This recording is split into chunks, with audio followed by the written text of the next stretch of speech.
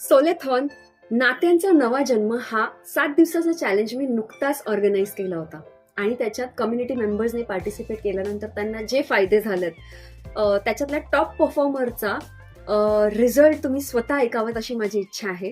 आणि I want you to participate in the next challenge, जो challenge मी 15 दिवसाचा ऑर्गनाईज करणार आहे आणि तो सेल्फ वर्थसाठी असेल.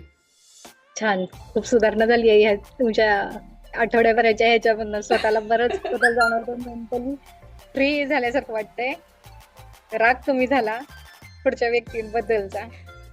हे माझी मोठी हे झाली, माझ्यासाठीच फायद्याची गोष्ट झाली. म्हणजे ते लिहिणं जे होतं ना मॅडम, ते खूप म्हणजे का म्हणायच्या आधी लोक की डायरी लिहावी, स्वतःसाठी लिहावी, ते प्रॅक्टिकली पटायला लागलं. काहीतरी लिहिणं आपल्या म्हणजे ह्याच्यासाठी नाही की अशा अनुभवल्या, पण कुठले तरी आपले बेटर पॉइंट्स किंवा काही वेगळं असं लिहिलं की ते आपण मनापासून करत असतो आणि त्याचा आपल्या ह्याच्यातनं जायला मदत होती. ते ड्रेन व्हायला गोष्टी मदत झाल्या. खूप प्रमाणात राग कमी झालाय त्या गोष्टीचा. आपण हे का फेस करायला लागला आपल्याला, ह्याच्यातनं पण बाहेर पडायला 80-90% तरी मी बाहेर आली याच्यातनं.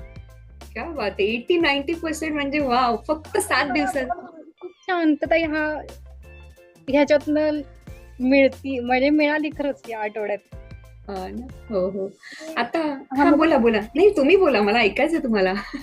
मला माझ्या मनात आपल्या जे युद्ध चालू असतं ना, ते खूप प्रमाणात कमी झालं आणि ते माझ्यासाठी चांगलं आहे पुढच्या गोष्टींपेक्षा. त्याच्यातनं मला पण बऱ्याच गोष्टी फेस करायला आणि त्याची मदत होईल भविष्यासाठी. स्वतःबद्दल पण चांगलं करायला, अजून चांगल्या ठिकाणी.